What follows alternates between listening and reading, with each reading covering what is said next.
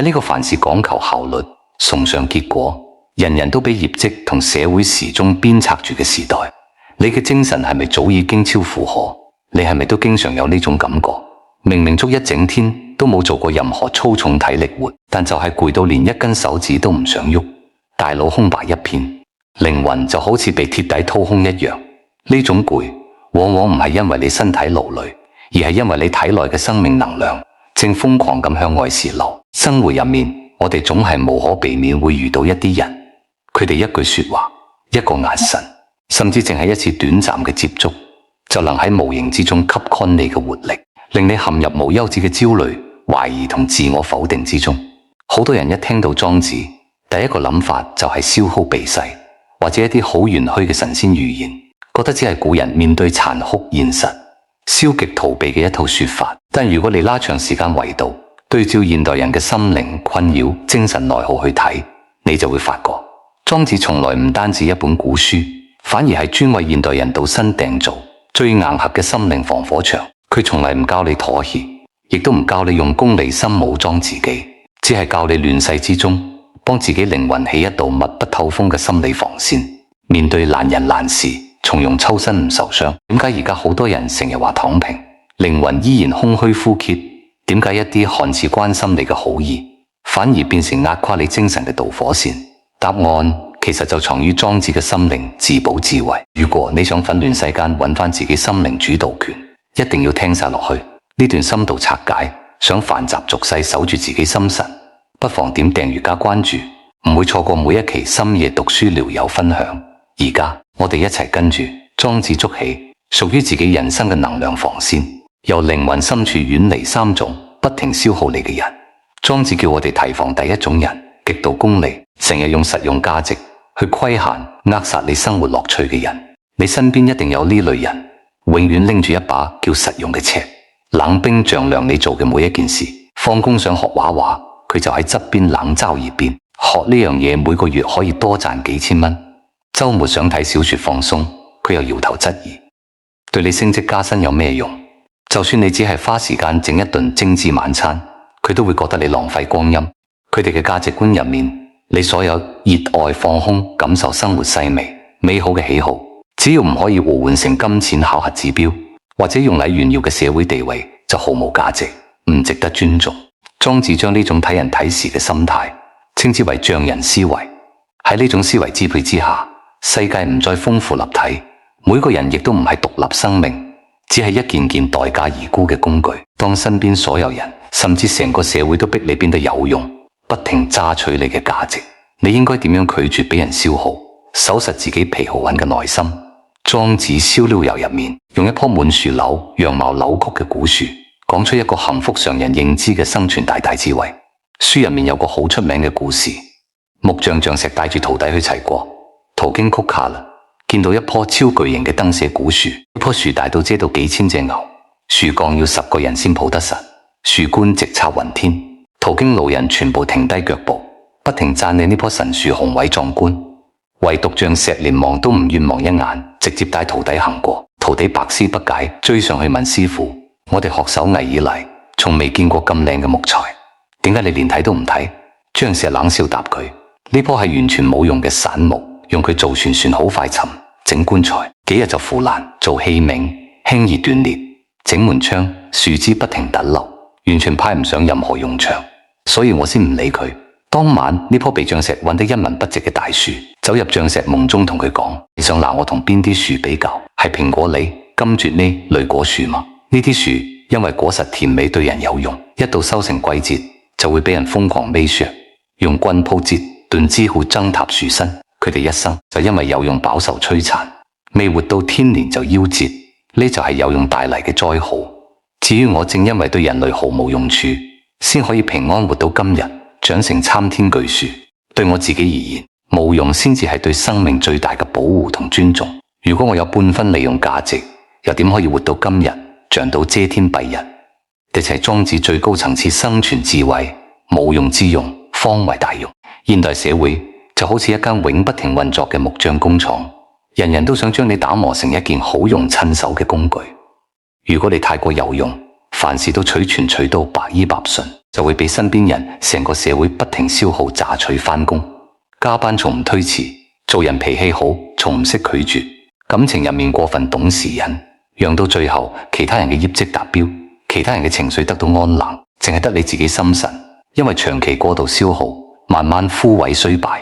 有用本質上只係滿足其他人嘅期待，犧牲自己精力去成全人哋；而冇用係守住自身主權，將寶貴時間同生命力留俾自己，滋養自身靈魂。學識適當做一棵無用古樹，面對外界功利榨取，自然有免疫力。當一班成日用實用主義更加你嘅人發覺喺你身上揾唔到好處，揸唔到價值，自然會遠離。呢個時候你先真正有資格為自己而活。不過有用同冇用之間嘅平衡，只係我哋抵觸外界消耗嘅第一步。日常生活仲有一種更恐怖、潛移附心智嘅精神消耗，好似慢性毒藥，令你長期陷於焦慮。你有冇試過？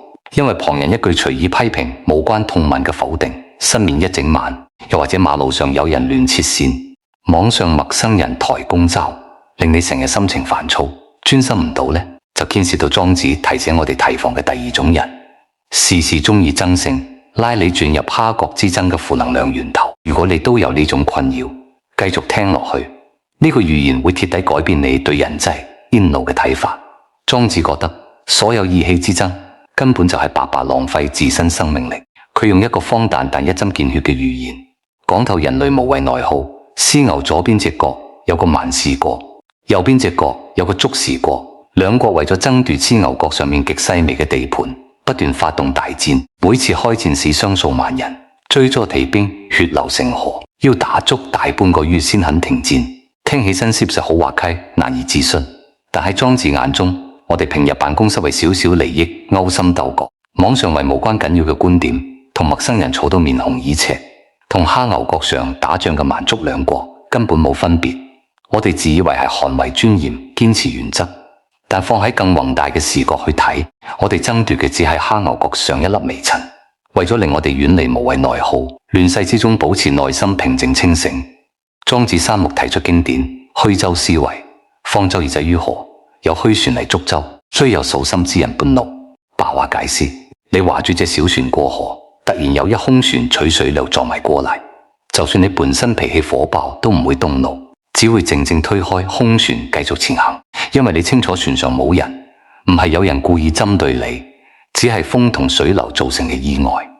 但如果撞過嚟嘅船上面有人話猛，你心態即刻180度轉變，大聲鬧佢唔睇路，對方唔理你，你仲會火滾，甚至想同佢爭執。同樣俾船撞空船，令你心平氣和，有人嘅船卻惹你暴怒。背後心理邏輯好簡單，見到船上有人，你就會產生預期，你覺得對方應該睇路尊重你，有基本理智。一旦預期落空，委屈動怒，敵意即刻湧出，將呢個虛舟智慧套入日常人際，就會明白好多對你充滿敵意，隨時抬你亂倒負面情緒嘅人，精神層面上就係一艘失控嘅空船。佢哋內心堆滿生活挫敗、自私同戾氣，同人相處根本冇客觀理智衝撞。你唔係你做錯事，亦都唔係你得罪佢，只係佢自己內心風暴失控，剛好飆到你身邊。明白呢個道理之後，仲停低自己前行嘅步伐，同一艘失控空船講道理互相碰撞，唔係最蠢、最消耗元氣嘅行為嗎？同網上同嘅人戰論，這是感化偏執嘅人。想叫醒扮昏嘅人都等同將自己嘅生命力白白送入對方嘅無底森林。如果覺得呢套虛舟智慧可以幫你放下無謂怨氣，尋回內心平靜，不妨支持下呢段分享。接下來會講點樣做到人際之中偏又不沾身，掌握虛舟智慧，你就會擁有近乎無堅不摧嘅心理防護。但現實入面最難防嘅，從來唔係敵人嘅針鋒相對，而係打住愛嘅旗號，溫柔到令人窒息嘅情緒勒索。點解身邊最關心、最愛你嘅人，有時反而令你透唔到氣？第三層自保心法會話你知答案。莊子教我哋要疏遠防備第三種人，中意教訓人，成日講我係為你好，用愛做包裝扼殺你自由嘅情緒勒索者之樂。入面有個諷刺又發人深省嘅故事。從前有一隻美麗珍貴嘅海鳥，意外飛到魯國郊外，魯侯見到驚為天物，覺得係上天主嘅靈獸，即刻下令百官用最隆重嘅禮儀將海鳥迎入供奉神明嘅神廟。老侯一心想好好善待呢隻海鳥，每日吩咐御廚準備頂級牛羊肉食，擺上好酒，仲安排老國頂級樂師，每日不停演奏莊嚴宏大嘅宮廷樂曲。九霄結果，點震耳欲聾嘅樂聲令海鳥驚惶失措，日日都鬱不歡。面對豐盛肉食美酒，佢驚到瑟瑟發抖，3日3夜唔食唔飲，最後直接驚死喺神廟入面。莊子最後蓋嘅老侯唔係養蠶，只係滿足自己嘅喜好。佢用自己中意嘅方式去折磨一隻本該自在飛翔於山野大海嘅野鳥。生活入面呢類老侯從來唔少，多數係你至親難以割捨嘅身邊人。佢哋永遠用自己認為最好嘅方式對待你，將自己未完成嘅夢想強加俾你，將佢覺得安穩嘅工作、婚姻規劃套喺你身上，開口閉口就係我全部都係為你好，我辛苦大半世難道會害你？一旦你唔跟隨佢安排嘅路走，表達自己獨立想法，就會被扣上唔孝自私、辜負付出嘅罪名。呢種沉重嘅所謂關愛，本質係包裝喺付出之下嘅控制欲，用溫柔語氣剝奪你自主權，無聲無息慢慢抽乾你靈魂入面嘅朝氣同創造力，最終令你好似神廟入面嘅海鳥一樣，完全失去生命力。點解父母、伴侶、知己嘅關心，有時會變成束繩你嘅枷鎖？如果你正處於窒息嘅關係入面，莊子提出嘅解法就係斬斷精神束繩，重建人世邊界嘅唯一利器。解法淨係4個字：以鴕養鳥。莊子講，如果真係中意一隻鳥，就要用適合鳥嘅方式去養佢，放佢返茂密山林、土生荒樹、向遊發大湖泊，任由佢經歷屬於自己嘅風雨，唔好將佢困喺金絲籠供奉喺神廟，用人類自以為高級嘅標準摧毀佢天生嘅本性。面對身邊打住愛嘅藉口想控制你嘅人，一定要建立堅固嘅人際邊界。要記住，界限唔係冷漠，反而係維持關係最好嘅防腐劑。學識溫柔，但堅定咁講唔好，唔會因為拒絕人哋嘅期待而內疚自責，先至真正築起完整心靈防線。你唔需要向任何人證明自己揀嘅路係正確，皆因每隻海鳥都有屬於自己飛翔嘅天空。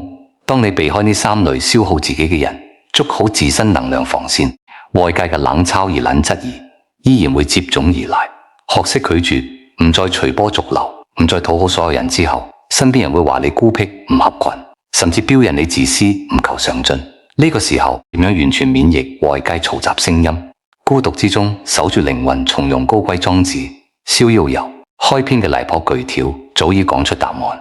遙遠寒冷嘅北冥深海有一條名叫禮嘅巨魚，身痛大到幾千里都量唔盡。化為巨鳥之後，稱之為蚌。蚌嘅背脊化如泰山展開雙翼，就好似垂落天邊嘅雲霞。海風一指巨鳥，振翅高飛，背托青天，直衝9萬里高空，飛往溫暖遙遠嘅南冥。當大炮高空翱翔之際，灌木水入面嘅麻雀同錦見到一路跳動一路恥笑。我哋盡力一飛，最多落到榆樹檀榆之間。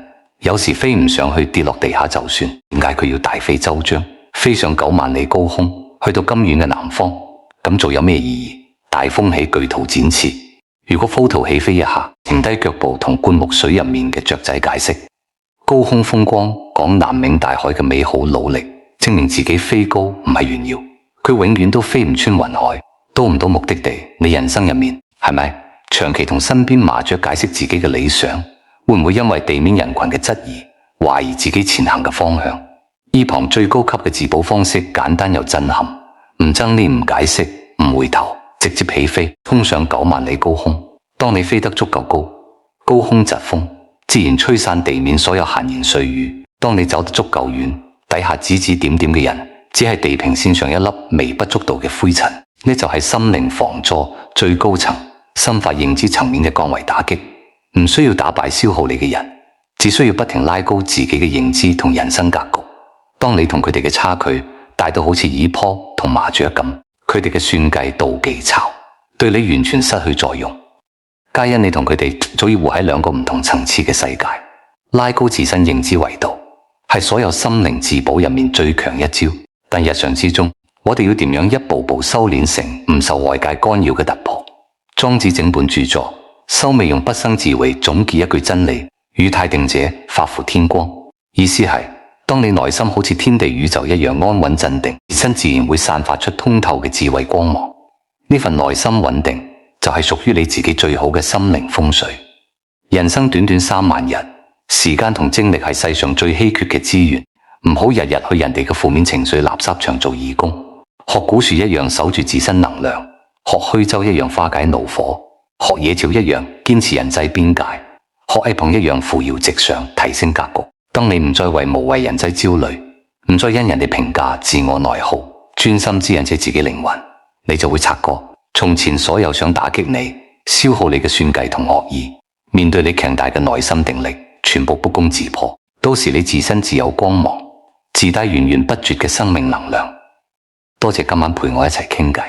你生活入面有冇遇過呢3類不停消耗你嘅人？你又用咩方法守住自己嘅能量防線？如果呢段分享帶俾你少少安能同力量，記得訂閱關注頻道，評論區留低你嘅經歷，或者打4個字精神消除夜深啦，安心休息。